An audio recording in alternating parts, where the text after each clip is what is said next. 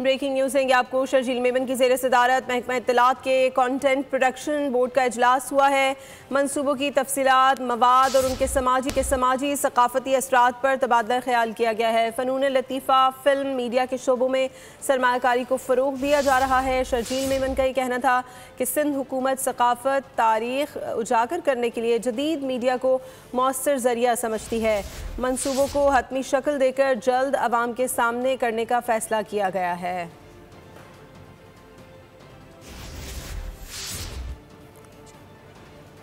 शर्जील मेमन की ज़ेर सदारत महकमा इत्तलात के कंटेंट प्रोडक्शन बोर्ड का इजलास हुआ है। मनसूबों की तफसीलात, मवाद और उनके समाजी सकाफती असरात पर तबादला ख्याल किया गया है। फ़नून लतीफ़ा, फिल्म, मीडिया के शोबों में सरमायाकारी को फ़रोग दिया जा रहा है। वज़ीर इत्तलात शर्जील मेमन कहते हैं, सिंध हुकूमत सकाफत और तारीख़ को उजागर करने के लिए जदीद मीडिया को मौसर ज़रिया समझती है। मनसूबों को हतमी शक्ल देकर जल्द आवाम के सामने करने का फ़ैसला किया गया है। फ़नून लतीफ़ा, फिल्म, मीडिया के शोबों में सरमायाकारी को फ़रोग दिया जा रहा है। सिंध हुकूमत सकाफत, तारीख़ उजागर करने के लिए जदीद मीडिया को मौसर ज़रिया समझती है। सब्सक्राइब करें और बेल दबाएं ताकि कोई खबर रह न जाए।